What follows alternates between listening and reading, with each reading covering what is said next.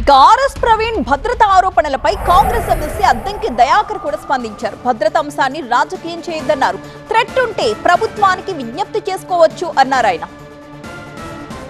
RS Praveen Kumar గారు ఒక police ఆఫీసర్గా తను భద్రతను కోరుకుంటే తనకున్న పరిస్థితులు వివరిస్తూ మళ్ళీ అప్లై చేసుకోవచ్చు. ఎందుకంటే హోంమంత్రులకు సైతము పదవి పోయిన తర్వాత భద్రత కుదింపు ఉంటుంది. ఇప్పుడు నాకు తెలిసి నేను దామోదర నరసింహ గారితో చాలా రోజులు ఉన్న వారు ఉప ముఖ్యమంత్రిగా ఉండే ఈ రాష్ట్రానికి వారికి 2+2 ఇచ్చిండ్రు అప్పుడు కేసీఆర్ గారు.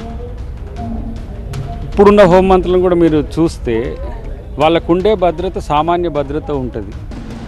మనవాడు అసాధారణ భద్రత కోరుకుంటున్నాడు. ఒకవేళ అలాంటి థ్రెట్స్ ఏమన్నా ఉంటే చెప్తే దాన్ని ముఖ్యమంత్రి గారితో మాట్లాడి ఆలోచించవచ్చు. కానీ ఎవరికైనా ఒక దశ దాటిన తర్వాత స్లోగా భద్రత విషయంలో కొంత అధికారంలో ఉన్నప్పుడు లేదంటే పొజిషన్లో ఉన్నప్పుడు ఉండే అంతా తర్వాత ఉండడానికి అవకాశం ఉండదు. మరి ఎందుకు అనుమానపడుతుండో ఎందుకు అభద్రతతో ఫీల్ అవుతుండో అర్థం కాదు.